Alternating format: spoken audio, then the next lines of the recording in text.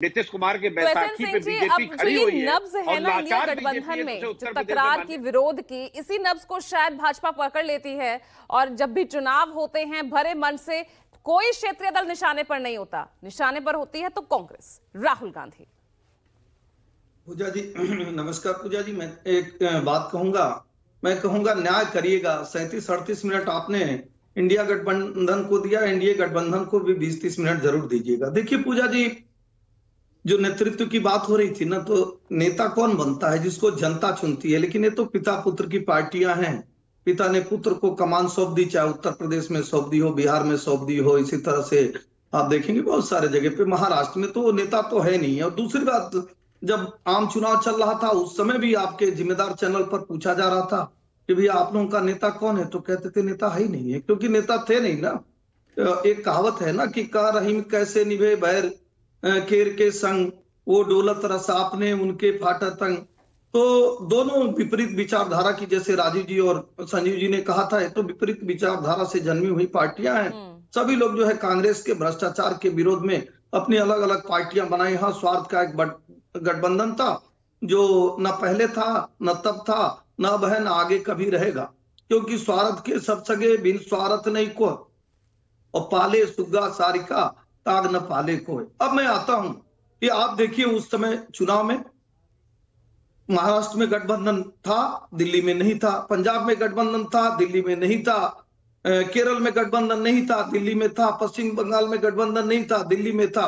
मतलब गठबंधन पूरी तरह से था नहीं, क्योंकि विपरीत विचारधारा के लोग थे। कोई गठबंधन नहीं था। हाँ, नेता जरूर बने हैं। किस बात के नेता बने हैं? तुष्टिकरण के नेता। कौन सबसे ज्यादा हिंदुओं को गाली दे सकता है, कौन मुस्लिम तुष्टिकरण का सबसे ज्यादा काम कर सकता है, इसके लिए नेता बने थे। नहीं तो एक विचारधारा जो राष्ट्रवाद की विचारधारा थी शिवसेना की, वो भी हिंदुओं को गाली देने चली गई। एक विचारधारा जो आम आदमी पार्टी की थी, जो कांग्रेस के भ्रष्टाचार की थी, वो भी हिंदुओं को गाली देने चली गई। और जो टीएमसी है, एनसीपी है, ये तो लगातार गाली देते ही है। तो कांग्रेस ने कहा कि नहीं भैया, इसी टीएमसी ने सबसे और ममता ज्यादा हम दीदी हिंदुओं को गाली दी है। अगर नेतृत्व संभाल लेंगी तो पश्चिम बंगाल में तो आपके लिए एक बहुत बड़ी चुनौती वो बनी हुई है। उसी रणनीति पर अगर विपक्ष पूरा विपक्ष चलने लगा तो और भारी पड़ेगी ना आप पर। पूजा जी जानती हैं क्या हुआ? पहले सब लोगों ने 2014 में अलग अलग करके लड़े। आदरणीय प्रधानमंत्री जी से क्या हुआ? पटकनी का है। 2019 में जो है वो आधे अधूरे मिल के लड़े। कुछ पार्टियां अलग लड़ी, कुछ पार्टियां एक होकर लड़ी, वो भ्रष्टाचार वाली, वो भी हार हो गई। अब 2024 में वो सभी मिलकर एक साथ लड़ी, तो भी हार हो गई। बैसाखियों के सहारे लाके खड़ा कर दिया, 240 पर आपको अटका दिया। नहीं, वो आपको लगता है, मुझे लगता है कि देश की राजनीति में एक पहला मौका है कि 3 बार चुनी हुई पार्टी लगातार सरकार बनाए, और जनता जिसको चुनती है वो नेता होता है। तो आप अगर पढ़ेंगी लोग, चूंकि ये लोग तो अकबर को पढ़ते हैं, ये तो भारत के कवियों को पढ़ते नहीं है। नहीं तो रामधारी सिंह दिनकर ने लिखा है कि वसुधा का नेता कौन हुआ, विश्व विजेता कौन हुआ, जिसने न कभी आराम किया, विघ्नों में रहकर काम किया। इतने विघ्न बाधाएं कि अपने भारत के लोग जॉर्ज सोरोस के साथ खड़े हो जाते हैं, हिंडनबर्ग के साथ खड़े हो जाते हैं, कश्मीर को पृथक राज्य बनाने वालों के साथ खड़े हो जाते हैं, भारत में उथल पुथल मचाने वालों के साथ खड़े हो जाते हैं। तो मुझे लगता है China, Pakistan, George Soros, Hindenburg, बहुत सारे लोगों का साथ लेकर भी आप मोदी जी के विकास रथ को नहीं रोक पाए ना।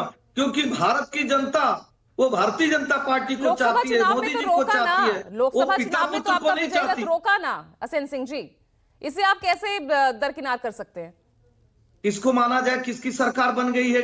समाजवादी पार्टी की, जिसकी उत्तर प्रदेश से आगे रथ ही नहीं निकल पा रहा है। किसको माना जाए? आम आदमी पार्टी की, जिसको अन्य राज्यों में 0 सीटें हैं। किसकी सरकार बन गई है? उस टीएमसी की, जिसका सूर्य किसी दूसरे राज्य में उदय ही नहीं होता।